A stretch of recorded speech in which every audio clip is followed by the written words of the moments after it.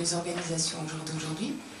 Mais ce qui fait que, je veux dire, qu'est-ce qu'on voit à l'intérieur alors, comme conséquence, à l'intérieur même des entreprises? Ça a un impact énorme parce que du coup, comme il y a rareté, eh bien, ils sont obligés de mettre la pression. Il y a urgence de trouver comme c'est rare.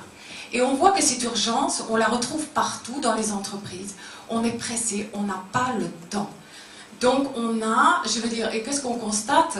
Il y a ce vite, vite, vite dont tu parlais tout à l'heure, mais on le voit à tous les niveaux. Ça a des conséquences sur la manière de manager, la manière de diriger.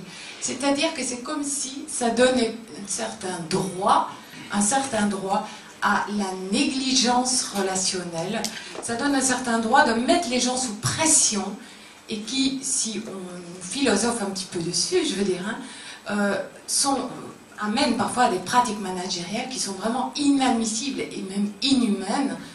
Tant on constate que, je veux dire, cette négligence, on parlait du droit tout à l'heure, on a le droit de ne plus du tout mettre la forme, on a le droit de devenir agressif ou de devenir violent sur le plan relationnel, on a le droit de plus du tout faire attention à ses employés, on a le droit de, je veux dire, de les contrôler d'une manière qui devient obsessionnelle, on a le droit de ne plus les respecter, on a le droit de ne plus leur dire bonjour, de ne plus être, je veux dire, poli.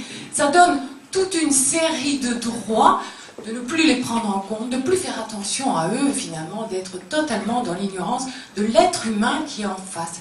Et c'est une énorme, je veux dire, atteinte à l'humanité intérieure au sein de la personne, et ça crée d'énormes souffrances. On le sait tous, je veux dire, ça crée des souffrances tant émotionnelles que physiques, mais du coup, petit à petit, l'être humain qui est face à tout ce système-là, eh bien, qu'est-ce qu'on voit intérieurement? Petit à petit, il se rétrécit, il est crispé, il a peur, il est stressé, et puis on voit